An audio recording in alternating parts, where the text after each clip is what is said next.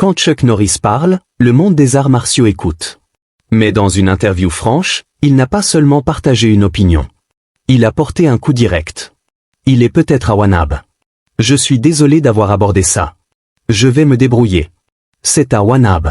Parce que les one-up sont ceux qui ont l'attitude. En qualifiant Steven Seagal de one-up, dont la persona menaçante à l'écran se prolonge dans toute sa vie, Norris a rompu avec le ton respectueux habituel entre artistes martiaux. C'est un one-up qui ne le sera jamais. Parce que les gars avec cette attitude, eh bien, ils ne réussissent pas. Ces remarques ont envoyé des ondes de choc parmi les fans et les combattants, beaucoup se demandant comment Seagal, connu pour ses affrontements publics avec ses rivaux, réagirait. Ce qui s'est passé ensuite n'était pas ce que quiconque avait prévu, et la véritable raison derrière sa réaction pourrait en dire plus que l'attaque elle-même. Regardons cela de plus près. Quand les mots coupent plus profondément que les coups. Tout a commencé lors de ce qui semblait être une interview de routine. Chuck Norris, dont la carrière s'étend sur des décennies dans les arts martiaux, la télévision et le cinéma, a été interrogé sur Steven Seagal.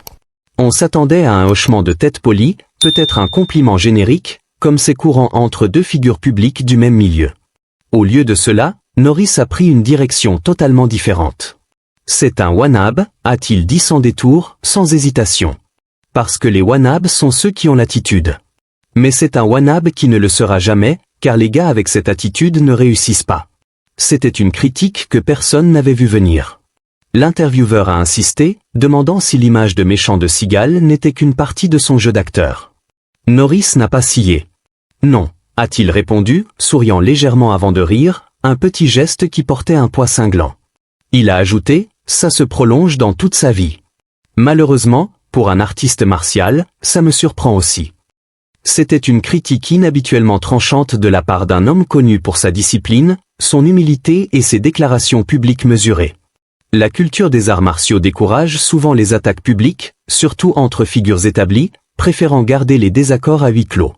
Cela rendait les commentaires de Norris d'autant plus marquants. Ce n'étaient pas des remarques improvisées. C'était un jugement public sur le caractère et le professionnalisme de Seagal. En quelques heures, après que l'interview a été mise en ligne, les forums d'arts martiaux et les groupes de fans se sont enflammés de débats. Certains ont loué Norris pour avoir dit ce qu'ils considéraient comme la vérité, pointant du doigt les histoires circulant depuis longtemps sur l'attitude et le comportement de Seagal. D'autres estimaient que Norris avait franchi une ligne, brisant une tradition de respect mutuel entre artistes martiaux de haut niveau. Ce qui était clair, cependant, c'est que la balle était maintenant dans le camp de Seagal. Son histoire suggérait une forte probabilité de représailles. Connu pour son style conflictuel, tant à l'écran que dans les interviews, Seagal laissait rarement une critique passer sans contre-attaque. Pourtant, Norris, de 12 ans son aîné, plus respecté dans l'industrie et largement vu comme une icône culturelle, ce n'était pas juste une autre querelle de célébrité. Alors que les fans attendaient une réponse enflammée, la tension ne faisait que croître. Mais la réponse réelle de Seagal, quand elle est enfin arrivée, a laissé tout le monde stupéfait. Pas à cause de ce qu'il a dit, mais à cause de ce qu'il n'a pas fait. L'écart de respect. Pourquoi les mots de Norris ont fait mal? Pour comprendre pourquoi les commentaires de Chuck Norris avaient tant de poids, il est important d'examiner la disparité entre les carrières, les réputations et les positions des deux hommes dans le monde des arts martiaux. Bien que tous deux aient été des acteurs principaux dans des films d'action, leur chemin vers la gloire et le respect qu'ils inspirent sont très différents. Chuck Norris, né en 1940, a construit sa carrière sur une base inébranlable de victoires compétitives en arts martiaux. Lorsqu'il est passé au cinéma et à la télévision dans les années 1970 et 1980, il avait déjà remporté plusieurs championnats mondiaux de karaté et établi un réseau d'écoles d'arts martiaux. Sa persona publique, calme, disciplinée et principe-laide, était renforcée par son absence constante de querelles publiques. Quand Norris parlait des arts martiaux, ces mots portaient l'autorité de décennies de compétences prouvées et de leadership. Steven Seagal, né en 1952, a suivi une voie différente. Son expertise en aïkido lui a valu du respect dans certains cercles, et ses débuts à l'écran à la fin des années 1980 en ont fait un nom à Hollywood presque du jour au lendemain. Cependant, sa carrière a été marquée par des controverses. Des allégations sur son comportement sur les plateaux, des disputes avec des collègues et une tendance à faire des déclarations audacieuses sur son passé et ses capacités de combat ont créé une perception publique mitigée. Bien que Seagal ait maintenu une base de fans loyaux, sa crédibilité a souvent été remise en question, surtout parmi ceux qui valorisent les records vérifiables de compétition et de réalisation. La différence d'âge joue également un rôle subtil mais important dans la dynamique. Norris, de 12 ans plus âgé, était déjà un champion établi et une star du cinéma avant que la carrière de Seagal ne commence. Cette ancienneté, tant dans le monde des arts martiaux qu'à Hollywood, donne à Norris une autorité implicite. Pour Seagal, défier ouvertement Norris risquerait de ressembler à une attaque contre un aîné respecté, un geste qui pourrait se retourner contre lui parmi les fans et les pairs. Cet écart de respect est l'une des raisons pour lesquelles la critique de Norris a eu un tel retentissement. Ce n'était pas juste un artiste martial critiquant un autre. C'était une figure légendaire rejetant publiquement un contemporain qui n'a jamais tout à fait gagné le même niveau d'admiration dans la communauté. Pour quelqu'un comme Seagal, qui prospère en projetant confiance et domination, les commentaires auraient été difficiles à ignorer. Et pourtant, ce qui a suivi a laissé tout le monde sans voix. Alors que l'histoire de Seagal avec d'autres stars, notamment Jean-Claude Van Damme, montre qu'il est plus que disposé à s'engager dans des rivalités publiques ou du moins des joutes verbales, sa gestion de Norris était totalement différente. Cette décision, qu'elle soit motivée par la stratégie, le respect ou quelque chose de plus personnel, reste l'une des parties les plus intrigantes de cette histoire. La réputation qui alimente les attentes. La carrière de Steven Seagal a toujours été entourée d'un mélange d'admiration, de controverse et d'incrédulité pure. À l'écran, il a cultivé une image d'artiste martial intouchable, l'exécuteur calme et stoïque capable de neutraliser un adversaire avec précision. En dehors de l'écran, cependant, les récits de collègues, de cascadeurs et d'initiés de l'industrie ont peint un tableau plus compliqué. De nombreux témoignages de plateau au fil des années ont décrit Seagal comme difficile à travailler.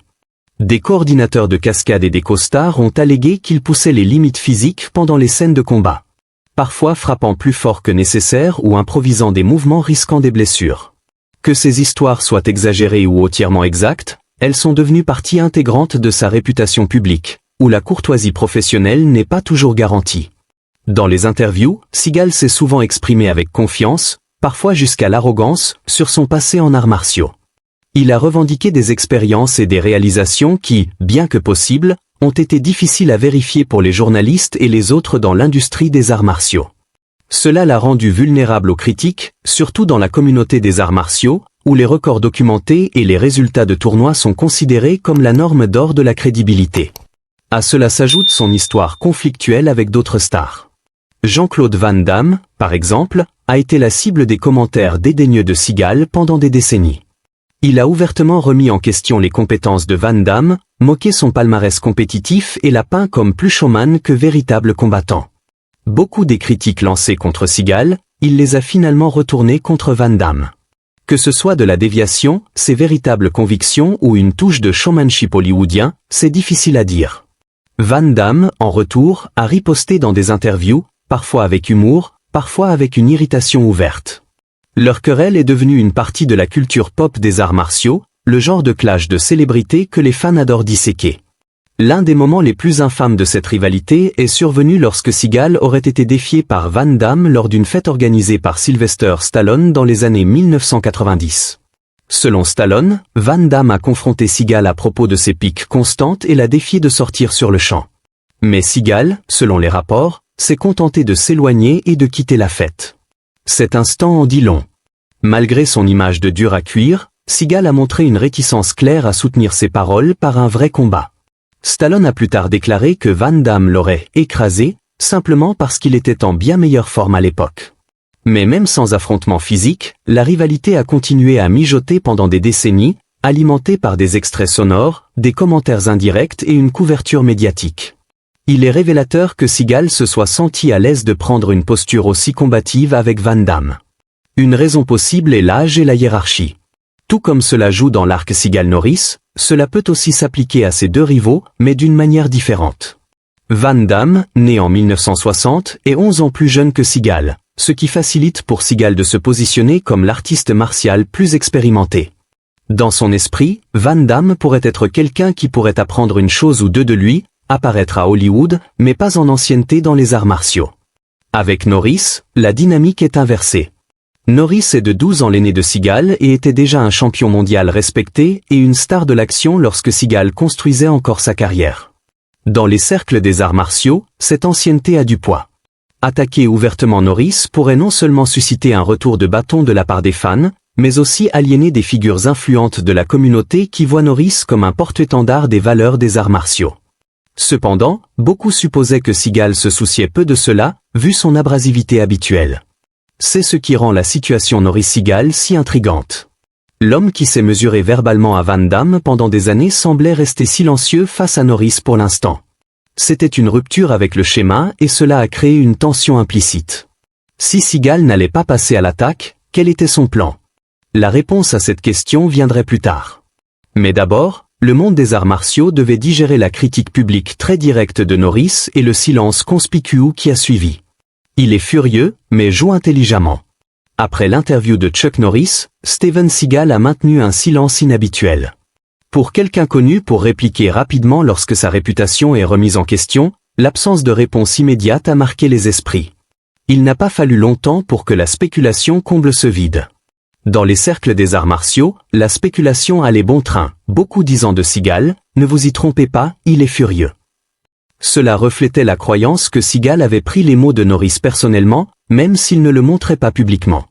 Selon cette vision, son silence n'était pas de l'indifférence. C'était du calcul. Il y avait de bonnes raisons pour cette prudence.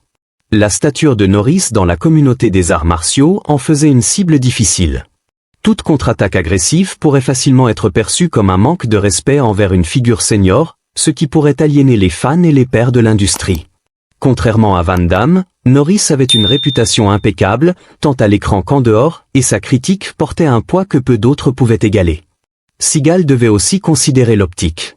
Au fil des ans, il avait fait face à assez de controverses, des revendications de carrière contestées aux allégations de comportement sur les plateaux, qu'une réponse trop combative risquait de raviver les anciennes critiques.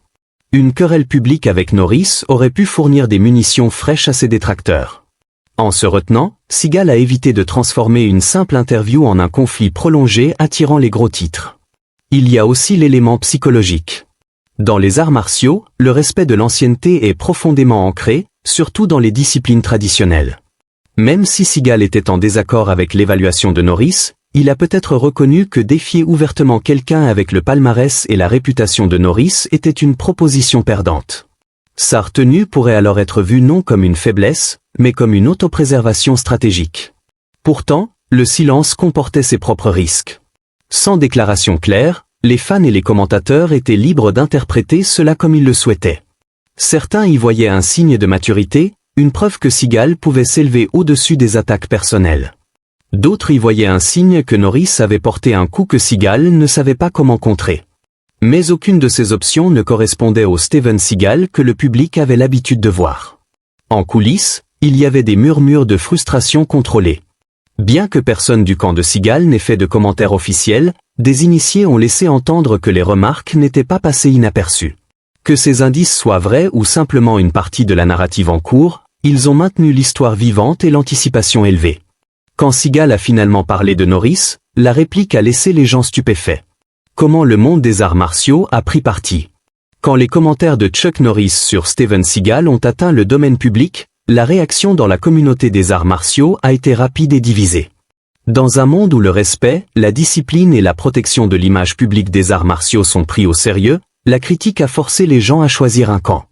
D'un côté, de nombreux fans de longue date et pratiquants étaient sincèrement surpris par la dureté avec laquelle Norris s'en est pris à Seagal. Après tout, Norris est connu pour être incroyablement gentil et rarement jeté de l'ombre. Ils estimaient que le fait que Norris aille aussi loin en disait long sur la véritable nature de Seagal. Pour ses supporters, les remarques franches de Norris étaient un moment rare et rafraîchissant d'honnêteté de la part de quelqu'un qui n'a rien à prouver. Ils voyaient ces mots comme perçant des années de bravade de Seagal et les innombrables revendications non vérifiées qui l'ont suivi tout au long de sa carrière. Ses fans soutenaient que parfois, le monde des arts martiaux a besoin d'un peu plus de franc-parler, même si cela signifie briser le code habituel de politesse. D'un autre côté, certains estimaient que les commentaires de Norris étaient inutiles, voire irrespectueux.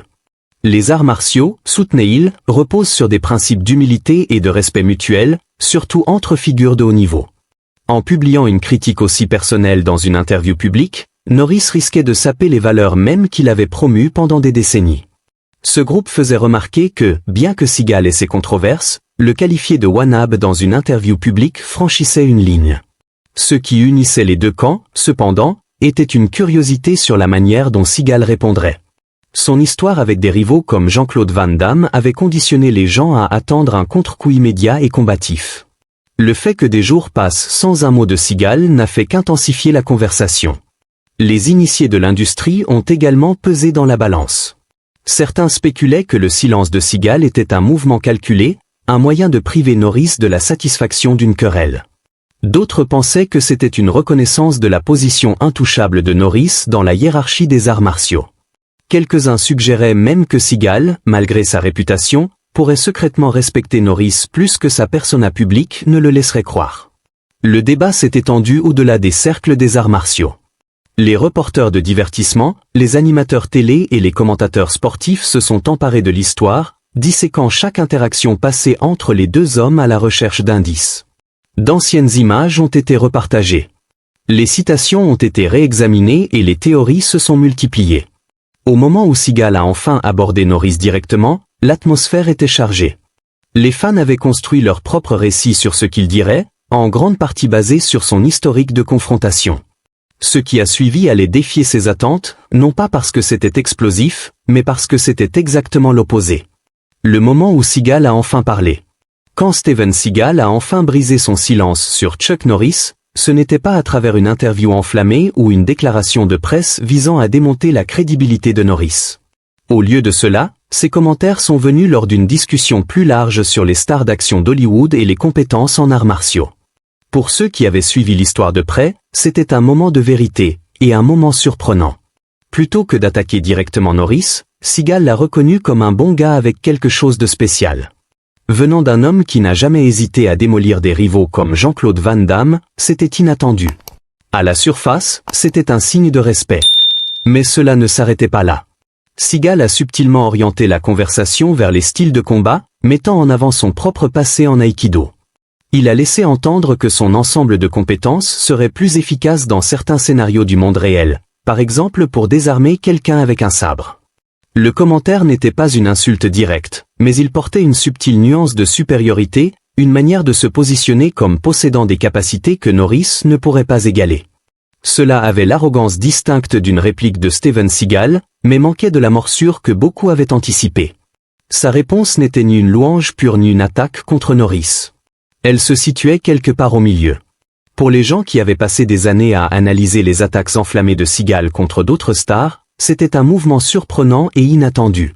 Cette combinaison, un compliment associé à une subtile affirmation de domination, a pris les gens au dépourvu. Beaucoup s'attendaient à ce que Seagal sorte en force, réplique au label de wannabe de Norris avec sa franchise habituelle. Au lieu de cela, il a esquivé l'attaque personnelle et reformulé la conversation d'une manière qui préservait sa fierté sans déclencher une querelle totale. Pour les critiques de Seagal, c'était une démonstration surprenante de retenue. Pour ses supporters, c'était la preuve qu'il pouvait s'élever au-dessus de la provocation quand cela lui convenait. Dans les deux cas, c'était loin de la confrontation explosive que beaucoup avaient anticipée. Cela a laissé les gens sans voix parce que le récit menant à ce moment avait tous les éléments d'un clash public, des mots tranchants de Norris, une histoire de querelle de Seagal, et un environnement médiatique prêt à amplifier toute explosion. Pourtant, l'échange réel ne s'est pas terminé par une bagarre verbale, mais par une déclaration mesurée, presque diplomatique. Et ce n'étaient pas des mots habituellement associés à Seagal. Certains y voyaient Seagal jouant le jeu à long terme, évitant une bataille qu'il ne pouvait pas gagner dans l'opinion publique. D'autres y voyaient une reconnaissance tacite de la position plus élevée de Norris dans la communauté des arts martiaux. Quelle que soit la motivation, il était clair que le choix de Seagal avait renversé le scénario attendu. Au lieu d'escalader la querelle, Seagal l'avait désamorcée, ce faisant, avait laissé tout le monde se demander si le vrai combat n'était pas dans sa tête tout ce temps. Norris n'appréciait clairement pas beaucoup Seagal, mais, de manière surprenante, la critique pourrait avoir révélé une personne dans l'industrie que Seagal révère.